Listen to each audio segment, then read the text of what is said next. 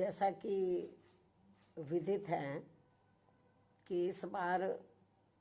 BSP के संस्थापक एवं जन्मदाता मान्यवर श्री कांशीराम जी की जयंती को होली व अन्य त्योहारों के कुछ ही घंटे बीत जाने के बाद दिनांक 15 मार्च को खासकर यूपी व दिल्ली सहित पूरे देश में इनके अनुयायियों ने अपार संख्या में इकट्ठा होकर इसे विभिन्न स्तर पर मनाया है और अपने श्रद्धा सुमन अर्पित किए हैं, जिसके लिए पार्टी उनकी अति आभारी है। साथ ही होली सहित अन्य विभिन्न त्योहारों के बीच इस बार मान्यवर श्री कांशीराम जी की जयंती जिस अति उत्साह व जोश के साथ मनाकर उनके अनुयायियों ने अपनी पार्टी को हर स्तर पर मजबूत बनाने का तथा उनकी एकमात्र उत्तराधिकारी व पार्टी की राष्ट्रीय अध्यक्ष का अपने पूरे तन मन धन से साथ देने का जो संकल्प लिया है, तो उसने पार्टी को मजबूती देने के लिए मेरे हिम्मत व हौसले को कई गुना और ज़्यादा बढ़ा दिया है, जिसे मैं अभी तक की तरह आगे भी अपने जीते जी अपने व्यक्तिगत तथा भाई बहन व रिश्ते नातों आदि के स्वार्थ में कभी भी कमजोर नहीं पड़ने दूंगी। वैसे भी मेरे भाई बहन व अन्य रिश्ते नाते आदि मेरे लिए केवल बहुजन समाज का ही एक अंग है, उसके सिवाय कुछ भी नहीं है। इसके अलावा पार्टी व मूवमेंट के हित में बहुजन समाज के जो भी लोग अपनी पूरी ईमानदारी व निष्ठा से कार्य करते हैं, तो उन्हें पार्टी में जरूर आगे बढ़ने का मौका दिया जाएगा और इस मामले में मेरे रिश्ते नाते आदि भी आड़े नहीं आएंगे। यहाँ मैं सावधानी के तौर पर ये भी बताना चाहूँगी कि पिछले कुछ वर्षों से सत्ता व विपक्ष में बैठी सभी जातिवादी सांप्रदायिक व पूंजीवादी पार्टियां बीएसपी के विरुद्ध अंदर अंदर आपस में मिलकर बहुजन समाज की एकमात्र हितैषी पार्टी बीएसपी को किस्म किस्म के हथकंडों के जरिए इसे कमजोर करने की पूरी कोशिश में लगी है, क्योंकि यहाँ जातिवादी पार्टियों को खासकर सन 2007 में यूपी में बीएसपी का अकेले ही पूर्ण बहुमत के आधार पर सत्ता में आना अभी तक भी उनके गले के नीचे से कतई भी नहीं उतर पा रहा है और तभी से यहाँ सभी जातिवादी व खासकर दलित विरोधी पार्टियां किस्म किस्म के हथकंडे इस्तेमाल करके बीएसपी को कमजोर व खत्म करने में लगी है। इसी प्रकार बाबा साहब डॉक्टर भीमराव अंबेडकर के जीते जी भी इन्हीं जातिवादी पार्टियों ने इनके कारवां को किस्म किस्म के हथकंडे इस्तेमाल करके उसे कमजोर व खत्म करने का पूरा प्रयास किया था, जिसे बाबा साहब ने व बाद में मान्यवर श्री कांशीराम जी ने भी इनके मंसूबों को पूरा नहीं होने दिया है। और अब मैं भी अपने बहुजन समाज के बलबूते पर इनके इस मंसूबे को किसी भी कीमत पर पूरा नहीं होने दूंगी। ये मेरा पार्टी के लोगों को वायदा है, जिसके लिए मुझे अपने बहुजन समाज का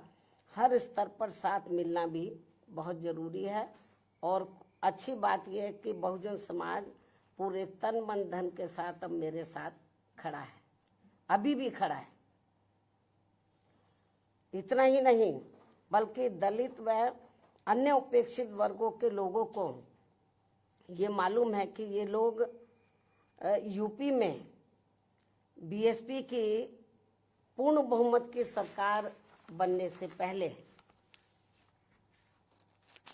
यहाँ जातिवादी उच्च वर्गों के लोगों के सामने, यानी कि जो बहुजन समाज के लोग हैं, खास तौर से दलित वर्ग के लोग, यहाँ जातिवादी उच्च वर्गों के लोगों के सामने ना तो चारपाई पर बैठ सकते थे और ना ही उनके बराबर की कुर्सी पर भी बैठने की हिम्मत जुटा सकते थे। लेकिन सन 2007 में बीएसपी की अकेले पूर्ण बहुमत की सरकार बनने के बाद से ये सब अब काफी कुछ बदल गया है। अब ये लोग उनके बराबर में चारपाई व कुर्सी आदि पर भी पूरे सम्मान के साथ बैठ सकते हैं। ये जो बहुजन समाज के लोग हैं,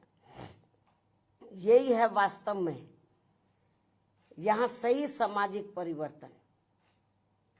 यही है वास्तव में यहाँ सही सामाजिक परिवर्तन, जिसे मेरे नेतृत्व में बनी बीएसपी की सरकार ने लाया है। लोग सामाजिक परिवर्तन की बहुत बात करते हैं, लेकिन उसको धरातल पे कभी उतारते नहीं हैं। लेकिन मेरे नेतृत्व में सन 2007 में जब अकेले पूर्ण बहुमत की सरकार बनी तो इसे मैंने धरातल पे उतारा है, जिससे यहाँ यूपी में हमारे संतों, गुरुओं व महापुरुषों का काफी हद तक सपना साकार हुआ है, जिसकी वास्तव में पूरी देन मान्यवर श्री कांशीराम जी की है। और ये सब यहाँ समाज में परिवर्तन लाने के मामले में इतिहास के पन्नों में जरूर लिखा जाएगा। इसके साथ ही बीएसपी की सरकार ने ही यहाँ यूपी में इन वर्गों के लोगों को, यानी कि बहुजन समाज के लोगों को काफी हद तक अपने पैरों पर खड़ा किया है। अपने संतों, गुरुओं व महापुरुषों को भी विभिन्न स्तर पर पूरा आदर सम्मान दिया गया है, जिसे लोग कभी भी नहीं भुला पाएंगे। लेकिन ये सब यहाँ सभी जातिवादी पार्टियों के गले के नीचे से अभी तक भी नहीं उतर पा रहा है। इसलिए अब वे इन वर्गों में से स्वार्थी किस्म के लोगों को आगे करके उनके जरिए विभिन्न नाम पर अनेकों छोटे छोटे संगठन व पार्टियां आदि बनवा के बीएसपी की इस ताकत को बांटकर इसे कमजोर करने में लगे, जिनसे बहुजन समाज के लोग जरूर सचेत रहे। यही समय की मांग है और यही पार्टी व मूवमेंट के हित में इनका सही कदम भी होगा, यदि हमारे लोग सचेत रहते हैं। इसके अलावा यहाँ मैं ये भी कहना चाहूँगी कि देश के प्रधानमंत्री बीच में अपनी खुद की गरीबी का तो जरूर उल्लेख करते रहते हैं, लेकिन इन्होंने दलित व अन्य उपेक्षित वर्गों के लोगों की तरह यहाँ कभी भी कोई जातीय भेदभाव नहीं झेला है, जो ये सब हमारे संतों, गुरुओं व महापुरुषों ने समय समय पर झेला है, जिसे अभी भी इनके अनुयायी काफी हद तक झेल रहे हैं। इसलिए पार्टी के मिशनरी व परिपक्व लोगों से आज मेरी ये भी पुरजोर अपील है कि वे ये सभी जरूरी बातें अपने बच्चों व खासकर युवा पीढ़ी को जरूर हमेशा बताते रहें, जिनको तैयार करने की भी वास्तव में सही जिम्मेवारी इन्हीं लोगों की ही है। इस उम्मीद के साथ ही अब मैं पुनः होली आदि के त्योहारों के बीच में इस बार मान्यवर श्री कांशीराम जी की जयंती बड़े जोश व उत्साह के साथ मनाकर इनके अनुयायियों ने जो उनको अपना पूरा आदर सम्मान दिया है तथा मेरे साथ साथ इनके करोड़ों अनुयायियों का भी काफ़ी हौसला बढ़ाया है, उन सभी का हार्दिक दिल से आभार प्रकट करते हुए अब मैं अंत में यही कहना चाहूंगी कि इस समय संसद सत्र चल रहा है, यह आप लोगों को मालूम है, जिसमें देश में आम जनहित के मुद्दों पर कम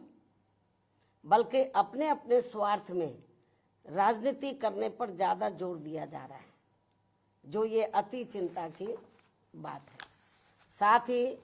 पिछले कुछ समय से वक्फ बोर्ड पर भी सत्ता व विपक्ष द्वारा जो राजनीति की जा रही है, तो ये भी अति चिंता की बात है। और यदि ये मामला समय रहते आम सहमति से सुलझा लिया जाता तो ये ज्यादा बेहतर होता। केंद्र सरकार इस मामले में जरूर पुनर्विचार करे, सोच विचार करे, ये भी हमारी पार्टी की केंद्र सरकार से पुरजोर अपील है। इस उम्मीद के साथ ही अब मैं अपनी बात यहीं समाप्त करती हूँ। धन्यवाद। जय भीम व जय भारत।